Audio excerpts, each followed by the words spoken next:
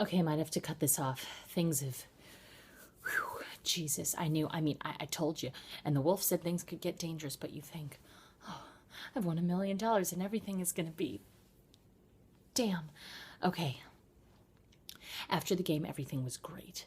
I spoke to the wolf. He called me and he said, Sasha, unbelievable. You did it, my little Sasha, unbelievable. First one in history to rig the effing Super Bowl. We didn't have time to talk about how and when I'd collect. I didn't want to be, one of those first-time bettors who calls up 2 seconds after the game, where's my money?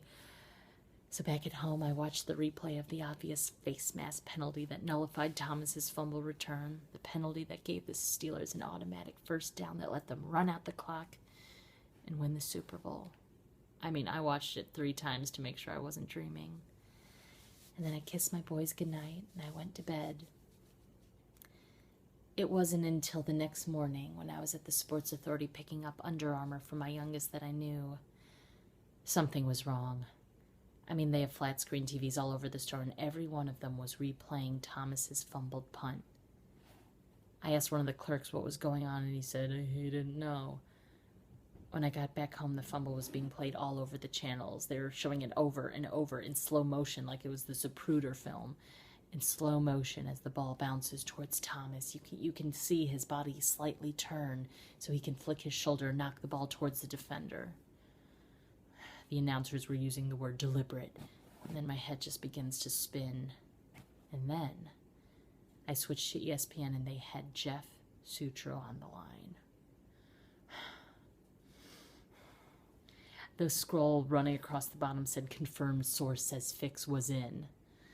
I turned off the set and I barely made it to the bathroom to throw up. See, I never told the wolf that Thomas called me about Sutro, and I certainly never told him about Sutro sitting in his car outside the CVS when I went there to calm Thomas down. Jesus Christ, did he see me? He must have been tailing Thomas. Get a grip, Sasha. He doesn't know me from a hole in the wall. On ESPN, a spokesman for Thomas said he denied any and all of the wild accusations. He claimed he never saw the ball through the snow and said that the whole thing was ridiculous. The Giants released a statement saying they stood behind Thomas 100%. Well, that was good. As long as Thomas denied everything, I was safe. But what if he caved? What would I say? That he was crazy? That I was just a widowed single mom working in a health food store? Well, yeah, that's what I'd have to say.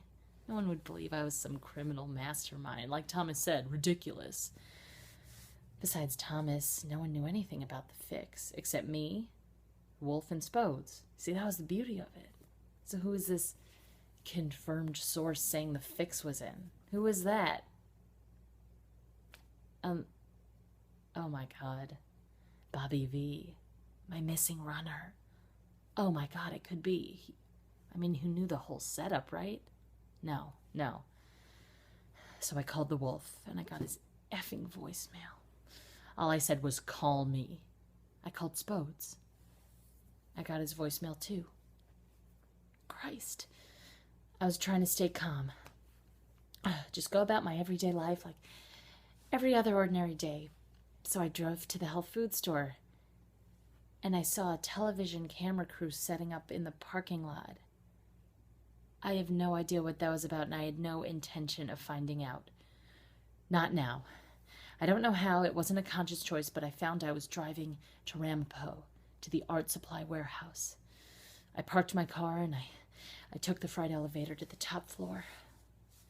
As I was riding up, I remembered the last time I was here when I first pitched my plan to the wolf.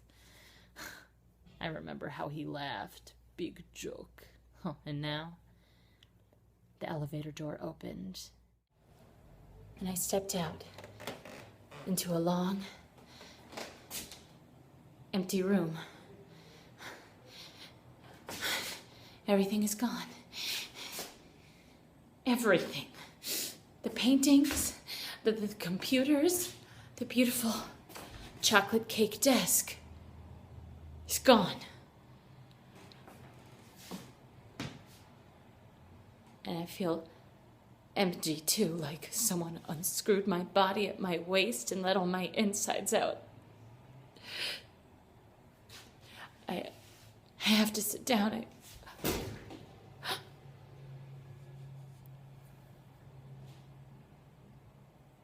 Hello?